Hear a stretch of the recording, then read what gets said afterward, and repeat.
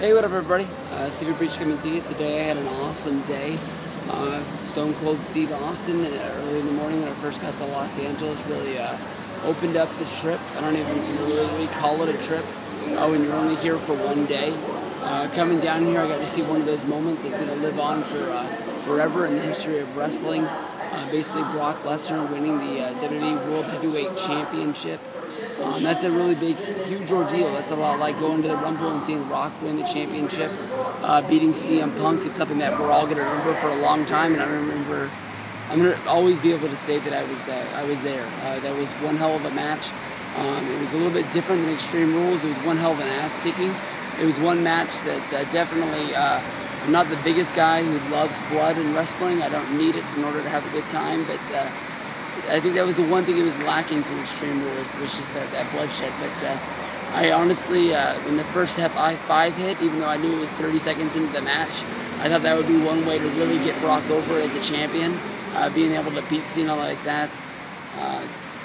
Definitely, when Cena hit the FU on Brock, I fell for that. I remember grabbing Miguel as hard as I could and shaking the shit out of him, thinking that he was able to actually do it. But there was like at least 15 to 20 German suplexes. Cena got thrown around like a rag doll, and when he hit the F5 for the 1, 2, 3, I knew it was over. I knew that Brock wasn't going to tap out from the STFU. We're always going to remember Brock sitting up like the Undertaker and mocking John Cena, laughing at him in his face. It's the first time I've ever really seen Cena in a fight where he just felt like he gave up. Like he knew that there was nothing he can do. Of course, he was going to go out there and he was still going to give his best and do everything he could do. But it was almost like he looked at Brock like, fuck, I don't have it today. I mean, it just seemed like that was his answer to Brock Lesnar, which is sort of saying, like, we're going to do this, you're going to have to beat me. I'm not going to give it to you on a silver platter, but, I know that I'm not better than you today. Brock Lesnar as a champion is something that we're going to have to get used to, and not being on Raw. It's honestly something that we're going to bitch and complain about for a long time.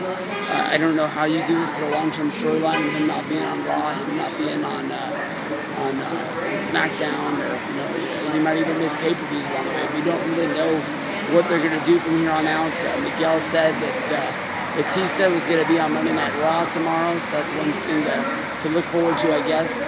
The Nikki Bella heel turn honestly was pretty good. I thought the whole Brie versus Stephanie match was great. It was everything that I expected. I loved how they put it on later in the card, and they gave it a lot of time. Of course, Nikki turning heel, I think everybody in the world saw it coming, and it played off well. Triple H coming down to ringside, acting like he wasn't going to let that go, was pretty good. Honestly, very surprised by how good the lumberjack match was. Probably the best lumberjack match that I've ever seen in my lifetime that I can remember. Dolph Ziggler winning the Intercontinental Championship. I think I picked him to win that match. Not 100% sure, but that was cool to see him get a win. The Cesaro versus Rob Van Dam match in the very beginning was an awesome match. That was fun, way better than I think a lot of people thought it was going to be. Missed not seeing the Usos in action. And I'm drawing a little bit of a blank here. I can't remember what match I'm missing. Roman Reigns versus Randy Orton. Honestly, it was a little bit of a letdown. It wasn't the best match in the world. I had its moments where I was into it, and I had some other moments where I really wasn't into it. Staples Center as a crowd definitely really wanted to see Randy win that match. I never really experienced the crowd turn on somebody like they did like for Rock back in the day. And Roman Reigns might get that run like The Rock, where that people are chanting "Die Rocky Die" or "Die Roman Rye" at him, and maybe we'll have to see this guy turn heel and sort of have that sort of a run, and maybe come around turn back babyface later on down the road.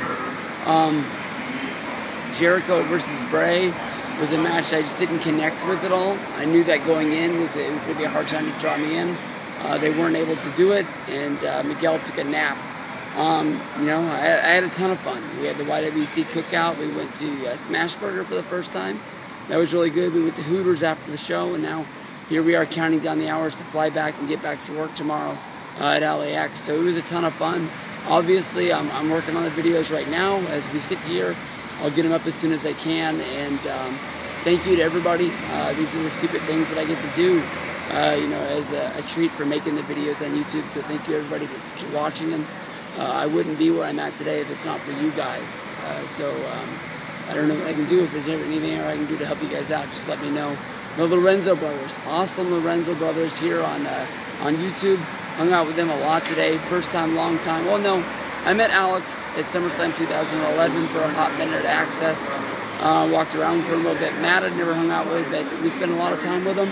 And, you know, they're good guys. Good times. What was it? Click Slam 14. Can't go wrong with it. You know, SummerSlam moving to New Jersey. It sucks. You guys out there enjoy it. I'll go to PWG next year and I'll have a blast. With the panel was fun, but with no access, you guys can have it, enjoy it, and hopefully you guys get a good long little run with it like we did. Some people are already saying here in LA as we're leaving the show, you know, they got it 1 year, but they won't get it forever. I bet you it comes back after a year. I don't know. I don't know. We'll have to figure out what's going down. You know, the August run has always been going through, you know, California. We'll have to see what their new plan is. Obviously, I don't think that LA is going to go without a pay-per-view. They do have WrestleMania next year, so we'll have to see how that pans out. But maybe that's the reason why they moved it, because they didn't want to have two of the biggest pay-per-views of the year in the same spot. So good times from LA. Hope everybody back there has a good time. Hope everybody can hear me over this lady yelling and screaming. It's going to do the video inside, but didn't want to scream over Green Day either. Peace out.